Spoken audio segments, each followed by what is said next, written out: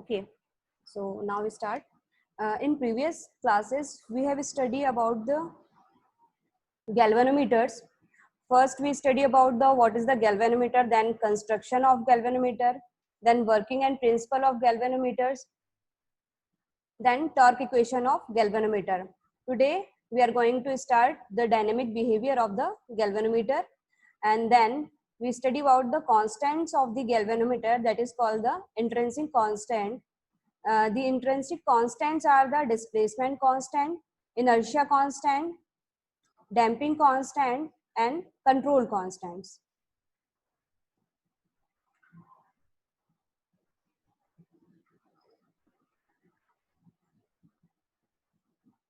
Okay, we already discussed about this diagram in previous classes, moving coil galvanometer.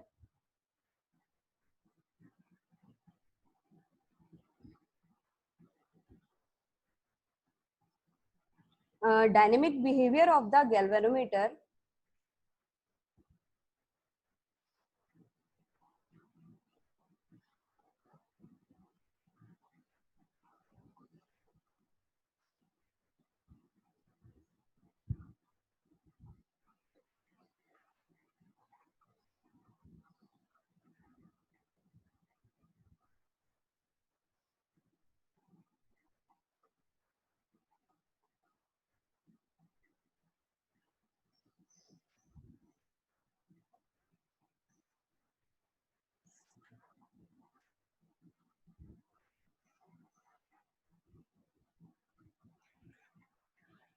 When we pass current through a galvanometer, it does not reach its steady state deflection immediately. But there is a time interval or period of transition during which the moving system of the galvanometers deflect from its initial position to final steady state position. Starting में जब हम current pass करते हैं गैल्वेनोमीटर्स में, ये immediately steady state deflection नहीं होता है इसमें, ठीक है. कुछ टाइम इंटरवल होता है जिसे कि ट्रांजिशन टाइम बोलेंगे, टाइम पीरियड होता है during which the system of the galvanometer deflect from its initial position to the final steady state position. ठीक है, मैंने आप लोगों को डायनेमिक कैरेक्टरिस्टिक्स पढ़ाई थी, क्या होती है जबकि कोई टाइम पीरियड की बात करें तो वहां पर आ जाता है dynamic behaviour. So but there is a time interval of period of transition during which the moving system of the galvanometer deflect from its initial position to the final steady state position. The dynamic behavior of the galvanometer during this period is examined by the equation of motion, है ना.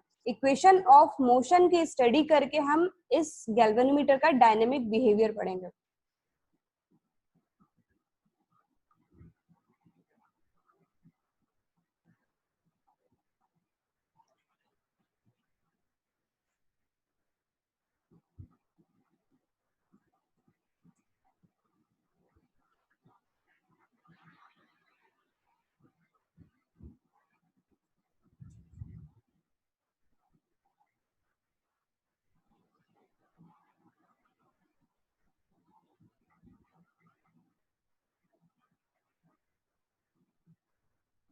The constants of the galvanometer, that is called the intrinsic constants.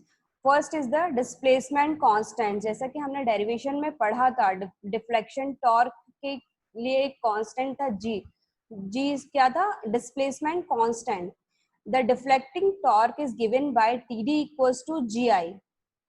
Torque equation हमने पढ़ी है जिसमें कि deflecting torque क्या था? T D equals to GI. G is the displacement constant of the galvanometer and is equal to the NBL into D, and its unit is of G is Newton meter per ampere.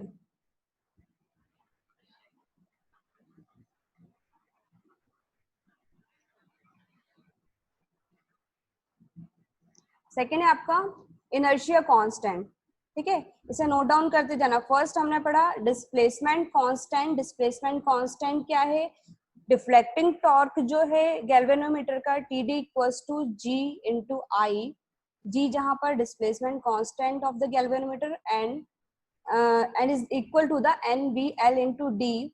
The unit of G is Newton meter per ampere. Second आपका है inertia constant. The retarding torque is produced owing to the inertia of moving system. क्योंकि हमने जो पढ़ा है वो क्या है, गैल्वेनोमीटर वो एक मूविंग सिस्टम है, ठीक है. तो क्या होगा, एक रिटार्डिंग टॉर्क प्रोड्यूस होगा inertia of the moving system में. This torque is dependent upon the moment of inertia. ये जो रिटार्डिंग टॉर्क होगा ये किस पर डिपेंड कर देगा, moment of inertia of the moving system and the angular acceleration. Then the inertia torque is Tj equals to J d square theta upon dt square. ठीक है.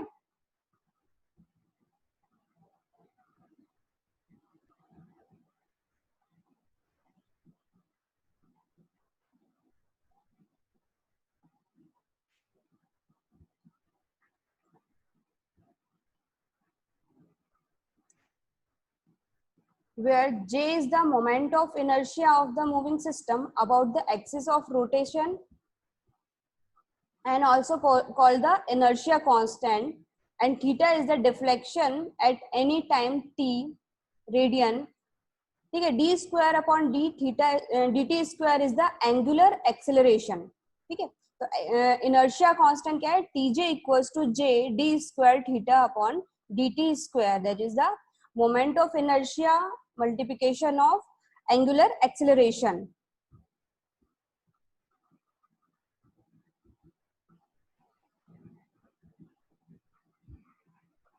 नेक्स्ट आपका है डैम्पिंग टॉर्क.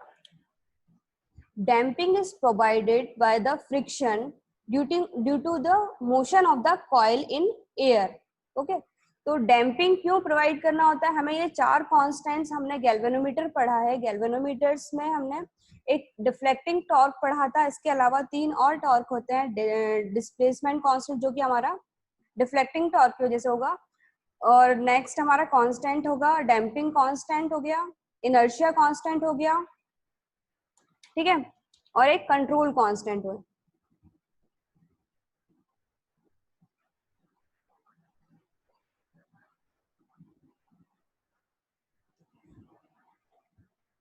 डैम्पिंग टॉर्क हम provide करते हैं due to the by the friction to the motion of the coil in air, also induce the electrical effect if a closed circuit is provided. यदि एक closed circuit provided है तो ये क्या करता है, इसमें induce होता है एक electrical effect. ओके. तो डैम्पिंग टॉर्क प्रोवाइड करते हैं. डैम्पिंग टॉर्क, डैम्पिंग जो होती है वो डिफरेंट टाइप्स की होती है, air friction damping, fluid friction damping, ये हम आगे डिस्कस करेंगे. तो damping torque TD equals to क्या होगा, d theta upon dt.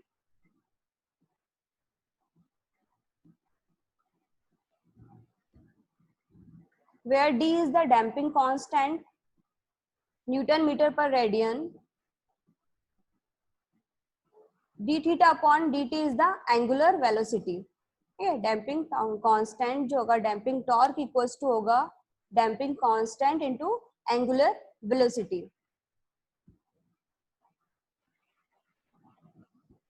Next है आपका control constant.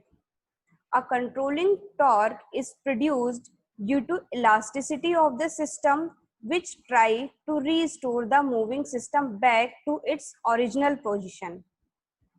Okay, controlling torque मैंने आप लोगों को स्प्रिंग कंट्रोल बताया था, कंट्रोलिंग कांस्टेंट बताया था. Controlling torque is produced due to the elasticity of the system which try to restore the moving system back to its original position. That is called the controlling torque. Controlling torque क्या था, TC equals to K theta, where K is the control constant, Newton meter per radian, and theta is a angle.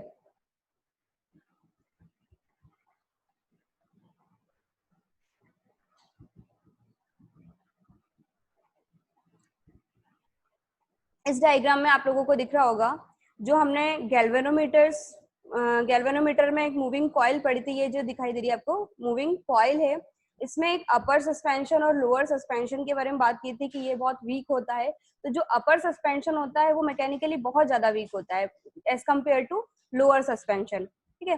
तो क्या होता है, deflecting torque जो होता है TD लगता है, इसका अपोज क्या करता है, तीन जो टॉर्क होते हैं इसको बैलेंस्ड कंडीशन पे लाने के लिए ये जो तीन टॉर्क लगते हैं, controlling torque, damping torque and inertia torque, ये तीन जो है इस डिफ्लेक्टिंग टॉर्क के का अपोज करते हैं, ठीक है, ताकि फाइनल स्टेडी स्टेट पोजीशन पर लाने के लिए। तो हमने तीनों टॉर्क पढ़े, जैसे कि इनर्शिया कांस्टेंट है डी, इनर्शिया टॉर्क है J D square theta upon D T square, damping torque है D theta upon D T, controlling torque है के थीटा पढ़ा हमने उसमें, ठीक है, और डिफ्लेक्टिंग टॉर्क जो है T D equals to G into I. ये आप लोगों को पूरा कंप्लीट सर्किट दिखाई दे रहा होगा।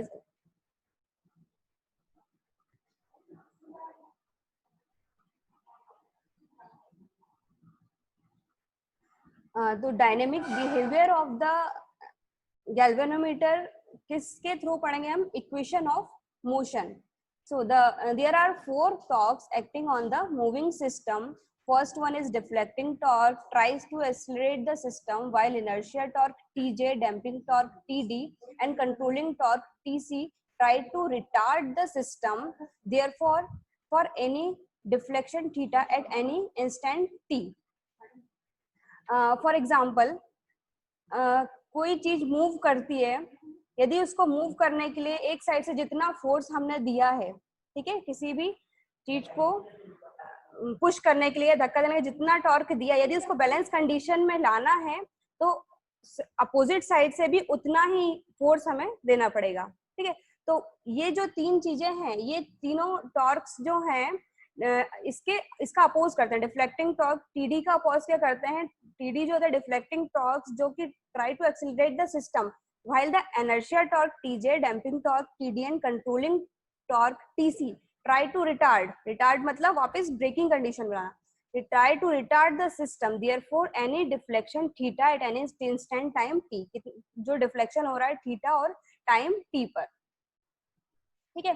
तो क्या होगा, सारे जो टॉर्क्स होंगे, inertia torque, deflecting torque, controlling torque equals किसके होंगे, डिफ्लेक्टिंग टॉर्क के,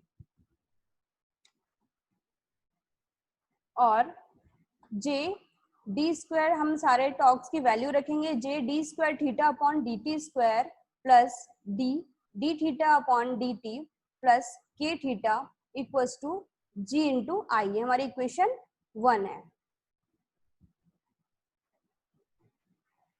नोट डाउन करते जाना। We have now a linear second order differential equation whose solution is the sum of the complementary function representing the transient condition and particular integral representing the steady state condition. The complementary functions are, इसको हम लिखेंगे तो d square theta upon D T square, ये आपने math में पढ़ी होगी, linear second order differential equation. तो क्या कर सकते हैं इसको, j m स्क्वायर, ठीक है, D square theta upon D T square को लिख सकते हैं m square, D theta upon D T को m, और k जो हमारा कांस्टेंट इक्वल्स टू 0। ये आपकी हो गई सेकंड ऑर्डर डिफरेंशियल इक्वेशन। उसके बाद the root of this equations are, हम इसके रूट्स निकालेंगे, ठीक है, दो वैल्यूज निकलेगी m की, ये जो इक्वेशन बनी है आपकी, इससे क्या होगा, दो वैल्यूज निकलेगी m की, एक क्या होगा माइनस, फिर plus minus D plus minus root of D square minus 4kj upon 2j, और एक प्लस में वैल्यू निकलेगी और एक माइनस में वैल्यू निकलेगी m की।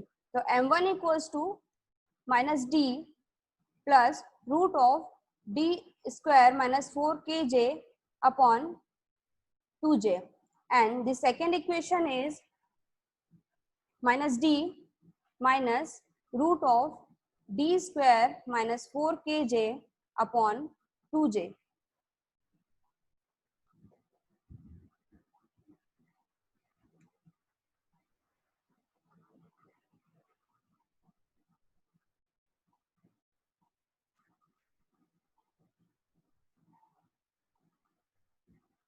Then थीटा क्या होगा, theta equals to a e की पावर